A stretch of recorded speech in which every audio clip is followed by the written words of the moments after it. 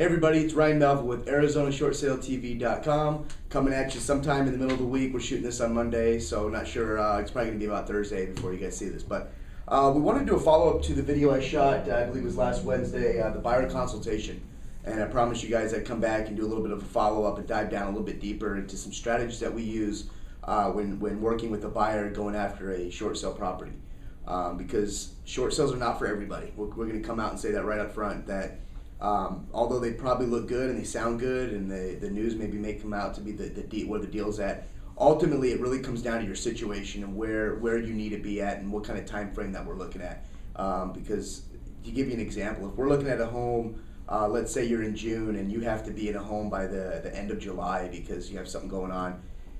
Short sales take a long time. They take anywhere from 3 up to 6, maybe 9, 12 months. So for us to say that we feel comfortable going after a property today that you can move into in 30, 60 days, very unlikely that we're going to want to go down the path of a short sale, because it's just not going to happen. You're not going to get the approval, you're not going to get the offer, you're not going to get the approval, and everything happen in the time allotted before you have to make something happen. So if we're faced with that situation, our better route would probably go after a bank owned or even a possible flip property or a traditional sale, although there's a few of those. But Ryan, before you go there, talk about, from a stress standpoint, what that does to the buyer when they're trying to get in 60 days and really you can't close the short sale by then. You can't, because what's happening is, it's hard to say this, but we do influence the bank when we do have the listings, but it's hard to tell the bank that we have some issues with the buyer coming up and that, you know, their lease expired 2 days ago and they're living in a hotel for a couple days. The lenders don't care. I mean, they don't care. And for us to bring that up just complicates the whole situation. So we choose not to bring that stuff up to the lender. It just clouds the whole situation and causes just mad panic, even from top to bottom, even from when we're working with the lender down through the buyer. And so we choose not to go there with the lender, because it's not going to help us at all. And then from the buyer's side, I mean, they're just stressed out, thinking stressed out because unrealistic expectations. I mean, we're dealing with it now. It's so hard not to. We want to give an update. We want to say, hey, this is going to close in 2 weeks. Don't worry about it. But that would be blatantly lying. We're lying. We don't know. We don't want to lie to the client. But they, as a buyer, if they're not set up with their buyer's agent for the expectation that, hey, this may not happen, it may take 6 months. Yeah. If they don't have that expectation covered going into it, I mean, I would hate to be that buyer's agent on the other end of it, because it's going to be a nightmare, and you really have to set that up from the beginning. And we've learned. I mean, we've been doing this. I'm in my 4th year, running a team now for 3 years. We've had to learn the hard way, and we've had to deal with that 3 months into it. And the buyer said, well, why don't we have an answer? I made the offer 3 months ago. We don't have an answer. Well, it's not that easy, and let's go through the reasons why it's not that easy. But we choose to do that now on the upfront buyer consultation. Like we went back, if you go back to the video, we like to do it in our office here. If it's not an option, we'll come to you. We'll meet you at a title company. A lot of our clients are on the west side. We're located over here in Tempe. We'll drive to Avondale, and we'll go meet you at one of the title companies that we work with out there, and we'll do the buyer consultation at the title company. We'll print the properties that we want to go look at, the planos, the MLS sheets. We'll jump in the car, and we'll go take a look at it. But we really want to do the buyer consultation right up front to get all of your expectations out, every possible obstacle that we can think of, although there's going to be some that come up we can't predict. But we want to really set you up for the wait. If we're going through a short sale, yeah, you're probably going to get a great deal at the end of the day.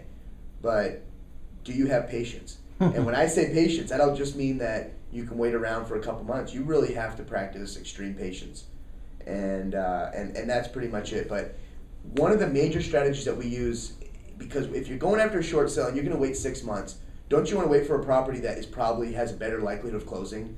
And the way that we do that is we interview the listing agent on each property that we go after. Go into the specifics there. I think that'd be huge value. Yeah, some of the questions that we ask the listing agent, we want to find out how long they've been doing this game for. How long have they been in the short sale business? And if you're brand new, that's not going to stop us. I mean, I was new, you were new, everybody was new at one point. We've all been new. If you are new, we want to make sure you do have some of the processes in place that we've seen throughout the past couple of years that we know work. We also, I mean, if you're brand new, I'm going to find out if you have a mentor. When I was new, I approached Coach. I did a lot of stuff on the buyer side of the short sale. I saw a shift in our business, about 9 months ago, and I went to the LeBron James of short sales. I went to Coach, and That's it. I mean, I went and got a mentor to help me, coach me through some of the issues that I knew were going to come up. So let's go back to being new. If you're new, that's not a big deal. I'm not going to ultimately put the stop sign up and say, we're not going to show that property because Jim has no idea what he's doing. He's been licensed for a month. That's not going to play a factor. If you're open to hearing how things work, if you're educating yourself, there's a lot of videos out there. Our video, there's Short Sale Power Hour. They do a daily thing geared towards realtors. Absolutely. If you're a realtor, you should be on there every single day looking at some stuff going on in the industry. But even though you know the game, we both watch that every day. Every day. Yeah. And I go back and watch some from months ago that I've already watched 2 or 3 times, and I pick some up. Just like a movie. Like when I watch, I've seen Waterboy probably 100,000 times. I watch it again, and it's still funnier like I've seen it the first time. I just pick new things up, and I do that with videos that I watch with the guys at the other Keller Williams office. But okay, let's say we're talking to the listing agent. We're going to want to find out, one, their process, how they work the short sale. Are they a paperless technology office, meaning do they use any sort of Wise Agent and Dropbox to communicate? And the biggest thing that we ask them is, has their client, their seller, have they consulted with a real estate attorney and a CPA? And the reason we want to know that is because when it comes time and we get the approval, we want to make sure that the client, the seller, has addressed some of the issues up front. Meaning if there's a deficiency or anything that's going to come up on the approval letter, a good real estate attorney or CPA can project what's going to happen and kind of brace you for the impact. So that's a big question, because we don't want to get, okay, we got the approval letter, oh, my client does not want to do that. They have zero money for cash contribution, or, there's a lot of things that go into it, but we want to make sure that they've consulted with the attorney, that they've looked at a lot of their options, and that they know basically what's coming. We don't really know what's coming, but can anticipate what's going to come down from the lender, and not hit you for the first time when you get that approval letter 90 days later. We want that addressed before you even take the listing agent. We want the listing agent to address that with the seller up front. So, man, there's a lot of other things that we go into. A lot of it is time expectations. We want to make sure that you're not going to be on the streets in 2 to 3 months, and that we're sitting there without an answer for you, because it's stressful from a buyer situation, and we don't excuse me, when we can't get any updates from a listing agent pertaining to a file, it may reflect a little bit on us, and that's really what we're here to talk to you about. Is it's not our fault that we don't have an update. I mean, we're calling, we're reaching out to the other agent, and as long as we understand their processes before we write the offer, there should be no problem. We'll probably get that update 1 or 2 times a week, and we'll be fine. But for some agents, if we choose to go down this road with a realtor or with a listing agent who has no idea, maybe it's their first short sale, they really don't know how it works, well, it's probably going to make us look bad, and with no fault on our own. It's just going to ultimately come back to us because we don't have an update for you, because we don't have an update from them, and we have nothing to tell you guys. So talk real quick. It's really an issue of expectation.